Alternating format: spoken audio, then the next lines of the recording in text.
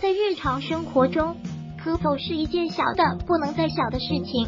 因为不管是小孩还是老人，男士还是女性，都会出现咳嗽的情况。有些人出现咳嗽的情况是没有任何原因的，今天只是偶尔咳一两声，而有的人就是因为感冒了，或者是其他的一些原因而导致的咳嗽。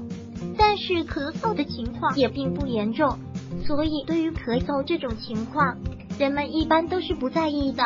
其实人们的这种想法是错误的，虽然咳嗽这种情况在日常生活中非常的常见，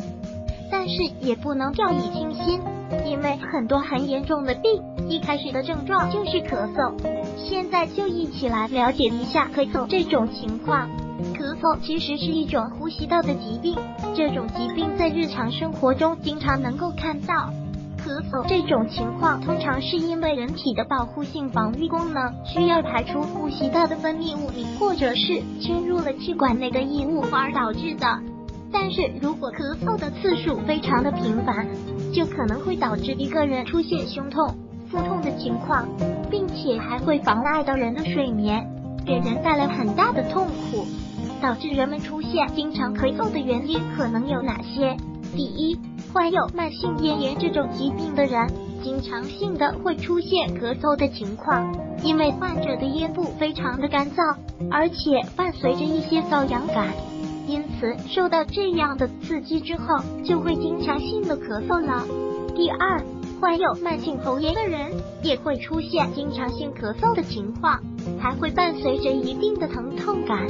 第三，患有慢性支气管炎的人也会出现经常性咳嗽的情况。患有慢性支气管炎的人在每年的冬季和春季会经常性的咳嗽，而且还会带有一些黏液，在夏季的时候这种情况会有所缓解。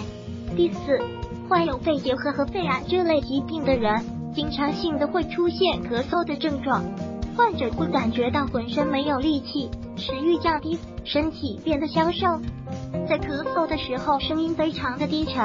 而且经常会咳出痰或者咳出血来。第五，类似于气管异物、胸膜炎以及胸腔积液等疾病，或者是一些物理方面的、化学方面的因素，也很有可能会导致人们出现经常性的咳嗽的情况。如果喜欢本视频，请分享并订阅本频道。